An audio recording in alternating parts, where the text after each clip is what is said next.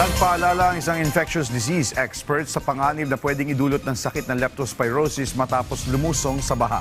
Ayon kay Dr. Nympha Putong, dapat mabantayan ang tinatawag na clinical triad o tatlong pangunahing sintomas ng leptospirosis 2 linggo matapos lumusong sa baha. Kabilang sa mga sintomas ay ang lagnat, pamumula ng mata, pananakit o pamumulikat ng binti na madalas na pinagkakamalang trangkaso.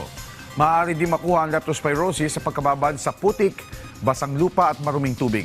Ayon pa kay Dr. Putong, lubhang delikado ang sakit kapag lumala, lalo na para sa mga buntis at matatandang mahina ang resistensya. Nagpaalala rin ang doktor na mainam na umiwas na lamang sa baha kung hindi kinakailangan at kung lumala pa ang sintomas ay agad na magpakonsulta sa pinakamalapit na health center o ospital. Pagka may sintomas agad-agad magpakonsulta. At kahit wala pang resulta, clinical suspect pa lang na leptospirosis, agad-agad binibigyan na po natin ng antibiotic para maiwasan nga po na ito ay lumala pa at mauwi sa komplikasyon.